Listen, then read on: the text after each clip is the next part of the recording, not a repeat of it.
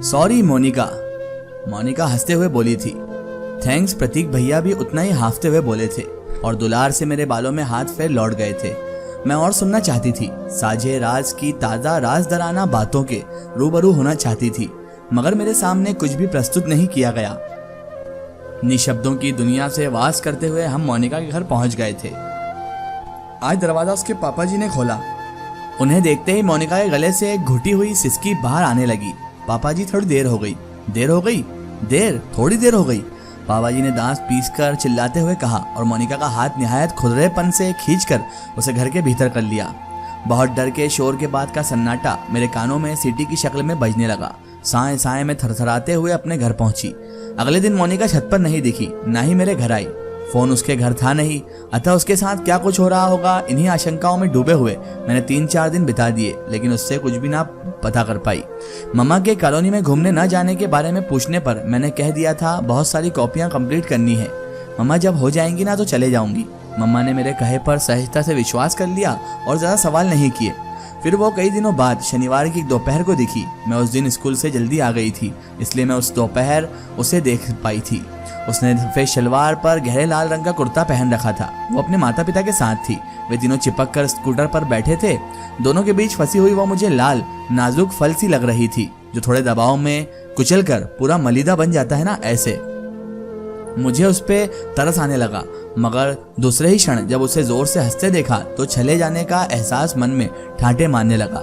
वो तो लगभग खुश ही दिख रही थी। उस वक्त मेरे मन में एक बार भी यह ख्याल नहीं आया कि वह अपने मम्मी पापा को खुश करने के लिए शायद ऐसा कर रही होगी, किसी समझौते के तहत, भविष्य में घटने वाली कल्पनातीत घटनाओं को सुरक्षित करने के वास्ते। उसे शायद का सच उसी शाम मुझ पर खुल गया।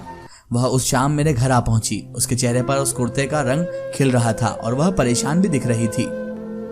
आज हम वो वाली नई पिक्चर देखने गए थे जिसमें पूनम ढिल्लन है। पता नहीं क्यों गए हम। मम्मी जी को लगा होगा इतने दिन में घर के अंदर बंद रही, इसलिए कुछ बाहर की हवा खिला जाए, मगर सब उल्टा हो गया। वह बिना रुके मेरी प्रतिक्रियाओं का इंतजार किए बिना किसी और दुनिया में पहुंची हुई सी बोले जा रही थी। हाफ टाइम में टॉयलेट गई तो कॉरिडोर में खड़े लड़कों का ग्रुप चिल्ला चिल्ला कर कहने लगा, ओए पूनम ढिल्लन स्क्रीन से उतरकर यहाँ आ गई, ओए देख, ओए पूनम ढिल्लन, हाय हाय देख तो क्या बात है। इतना सुनते ही पापा जी को जोर का गुस्सा आ गया। वो हमें फिल्म पूरी दिखाए बिना वापस ले आए। अरे टॉयलेट गई तो पापा जी को क्या साथ ले आती, मम्मी जी को ले जाना था। जानती नहीं क्या, वो शिकायत स्वर में बोली, मानो मेरा यह सवाल उसके लिए कितना बेमानी था। पापा जी क्या मुझे मम्मी जी के साथ अकेले जाने देते? खैर अब ये सब छोड़ो, बड़ी मुश्किल से 5 मिनट की परमिशन लेकर तुमसे मिलने आई हूँ। क्या इस बीच प्रतीक मिला? मैंने पूछा। नहीं, मैं भी इस बीच बाहर नहीं गई हूँ। ओह, वो अजीब ढंग से उदास हो गई, मानो प्रतीक की खबर भर से उसका प्रतीक से मिलना हो गया होता और मुझसे मिलने का प्रयोजन इस खबर के आदान प्रदान के अलावा कुछ और ही हो गया था। उसके इस तरह के व्यवहार से मैं कट सी गई। सुनो, उसने उसी दूसरी दुनिया की खो से निकलती आवाज में कहा, कल आना मुझे लेने। कल पापा जी शहर से बाहर जा रहे हैं। कल उसका कल देर तक हमारे बीच अटका रहा और मैंने जब धीरे से कटी हुई उसे अखर जाने वाली आवाज में कहा, अच्छा तो भी वह अपनी खो जाने वाली दुनिया से वापस लौटकर नहीं आई थी और उसी बदहवास दुनिया से होती हुई अपने घर लौट गई थी। अगले दिन भी वह वैसी ही बनी रही, एकदम कातर और धुन में रंगी हुई। प्रतीक भैया ने हमें देखते ही खामोशी से इशारा किया और हम उस अधबने मकान की ओर चल दिए, जो अब उन दोनों में एकांत में मिलने का स्थायी सुरक्षित ठिकाना बन चुका था। जैसे ही हम मकान के फर्श की उगती घास पर बैठे थे, वह रोने लगी थी, पागलों सी बुदबुदाते हुए। उन बुदबुदाहटों के अर्थ खोजना नामुमकिन था, खास तौर पर मेरे लिए, लेकिन प्रतीक भैया जरूर समझ गए थे। तभी उन्होंने उसे खींचकर अपनी बाहों में भर लिया था और मैं दृश्य देख जोर से अकबका गई थी। मुझे इस तरह देख प्रतीक भैया ने कहा था, थोड़ी देर के लिए बाहर चले जाओ प्लीज। हाँ बिल्कुल। मेरी हाँ रुकने का नाम नहीं ले रही थी। मैं घबरा गई थी और मेरे सामने ये सब पहली बार हो रहा था। मुझे अजीब सी फीलिंग भी आ रही थी। वह मेरे दृश्य में उपस्थिति को नकारती हाँ थी और अच्छा हुआ अंधेरा गहराता जा रहा था, क्योंकि उसी की आड़ में मैं अपनी आंखों से बहते गर्म पानी को छिपा पाई थी। कह नहीं सकती थी। यूं दोनों के प्रति अपने समर्पण भाव को एक्शन में तब्दील होते देख मेरे अंदर यह नया दुख जगा था। अथवा हम शर्म के रेले के अपने ऊपर से गुजर जाने की वजह से मैं ऐसा महसूस कर रही थी। अधबने मकान के बाहर सीढ़ियों पर बैठे, नजरें जमीन में गड़ाए हुए मैं अनवरत प्रतीक्षा में जम गई थी। सामने से सूनी अंधियारियां सड़क पर जाते इक्का दुक्का लोग मुझे सवालिया निगाह से देख रहे थे और मैं अपनी जगह पर सिमट कर धंसती जा रही थी। जी, डर और पेशोपेश के मारे हलाकान हुआ जा रहा था और मैं चौंक कर बार बार अपनी घड़ी देखती जा रही थी। मेरा चश्मा पसीने की वजह से नाक से नीचे लुढ़कता जा रहा था। मेरे अंदर गीली निकृष्ट दर्जे की चिपचिपाहट फैलती जा रही थी। जब 20 मिनट का समय मुझे उझेल युर्गों समान लगने लगा तो मैं अपनी अस्थिर अवस्था को बड़ी मेहनत से उठाकर उस जगह की ओर ले गई जहां उन दोनों को छोड़कर आई थी।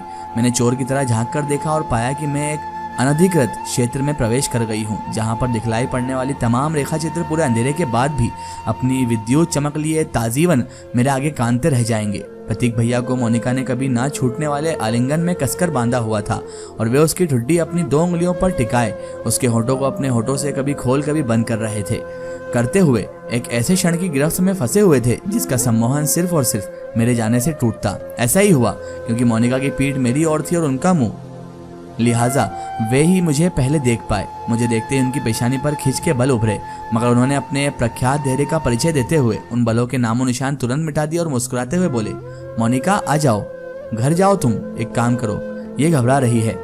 मुझे लगा मुझे चक्कर आ जाएगा और यहाँ की गहराई के एक अनावश्यक सा उथला कोलाहल फैल जाएगा, इसलिए मुझे जल्द अपने आप को संभाल लेना चाहिए। मैंने व्याकुल नजरों से प्रतीक भैया की ओर ताका। उन्होंने मोनिका को अपने से खींचकर अलग किया और मेरा हाथ पकड़कर मुझे सहारा देते हुए सड़क के मोड़ तक हमें छोड़ने चले आए। उस दिन मोड़ से घर तक की यात्रा मीलों चली थी और उसकी थकन घटाने को हम दोनों में से किसी के पास भी शब्दों के खनक की स्फूर्ति नहीं बची थी। उसी रात भयंकर बारिश हुई थी। मैं रात भर इस डर और दुख से करवटें बदलती रही थी कि बारिश कहीं उफनती नदी बन मुझे डुबो तो नहीं देगी। मुझे भीतर कहीं इतना दर्द होने लगा था कि मैं सोचने लगी थी, जिंदगी के बहुत सारे मायने जाने बिना मुझे आज मर जाना होगा क्या, वह भी सिर्फ इसलिए क्योंकि मैं उस हैंगर के समान हूँ जिसमें सुंदर तस्वीरें टंगती हैं। सब तस्वीरों को ही देखते हैं, हैंगर को किसने देखा आज तक। उस दिन अपने लिए बहुत रोई थी मैं। तुम भी किसी को चाहती हो क्या? मोनिका ने एक दिन यह दहला देने वाला सवाल मुझसे किया था। मैं घबराकर कुछ नहीं बोल पाई। मैंने घबराकर कहा, हाँ नहीं, मेरा कहाँ? हाँ, उसने मुझे टुकड़ा टुकड़ा करने वाली हंसी के साथ देखकर कहा था, प्यार करने के लिए सुंदर होना जरूरी थोड़ी होता है। मैं उसकी इस क्रूर खूबसूरती को ताकती रह गई थी, बार बार अपना चश्मा ऊपर नीचे खसकाते हुए। न दिन याद है न महीना, मगर दशक वही था और काल वही, खालिस रूप से वही जो किस्से के पहले भाग से चलता आ रहा है।